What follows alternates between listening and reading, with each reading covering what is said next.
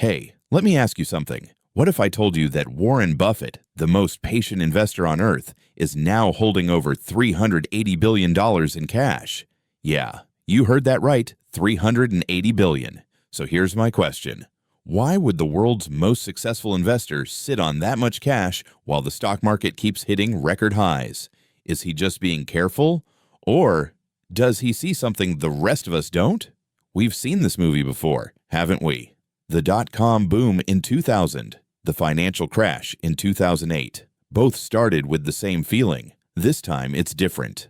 But it never really is. First comes excitement, then euphoria, then silence. And every single time, liquidity disappears faster than anyone expects. Now think about today. We've got another big tech story, AI. And at the same time, we've got banks tightening up, credit slowing down, and debt piling up. If those two collide, that's not a small storm. According to Berkshire's latest report, Buffett's sitting on roughly $381 billion in cash and short-term treasuries. That's about a third of his entire portfolio. He's been quietly trimming stocks. Yes, even Apple. He's not buying aggressively. He's just waiting.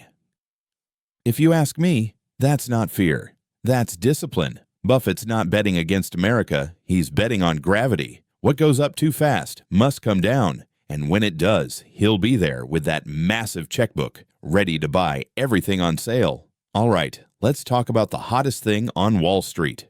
AI Nvidia just crossed a $5 trillion valuation. That's more than Germany's economy. Let that sink in. But here's what no one's talking about.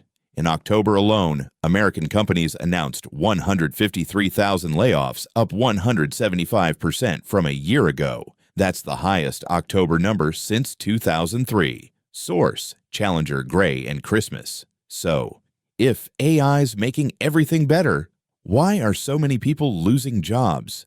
Maybe the productivity is real, but the profits? They're staying at the top. Where I come from, we have a saying: when the river looks too calm, it's usually hiding the strongest currents. And honestly, that's what this market feels like to me. Too calm to be safe. Now, let's bring in the Fed. After 2 years of hiking rates, they've started hinting at cuts again.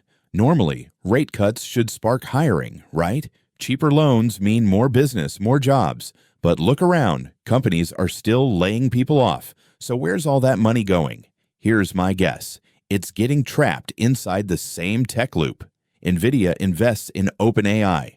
OpenAI buys cloud space from Oracle. Oracle buys more Nvidia chips. The same dollars just keep bouncing around, like a game of musical chairs with no new seats. If you've ever boiled water, you know this feeling. That quiet moment right before the bubbles explode, that's where we are. Meanwhile, the U.S. government's been half shut down, spending slowed. But the Treasury's main account, the TGA, keeps growing. That means money's being pulled out of the economy, not put in.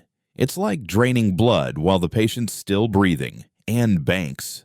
Two have already gone under this year. The Fed quietly stopped shrinking its balance sheet because liquidity levels hit danger zones. In plain English, the system's low on cash. When that happens, there's only one move left: print. And every new dollar makes the old ones worth a little less. Where this could lead. Here's the big picture. If AI profits keep rising, jobs keep shrinking, and liquidity keeps tightening, we're basically stacking code on top of debt.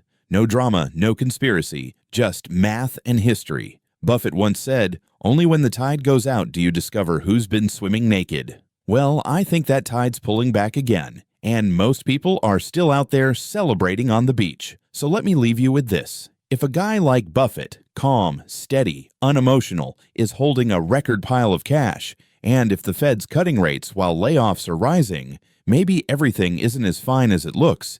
Maybe this isn't the crash yet. Maybe it's the pause before the fall. If that makes sense to you, stick around. Subscribe. Because in times like these, being clear is better than being loud. And clarity, well, that's profit.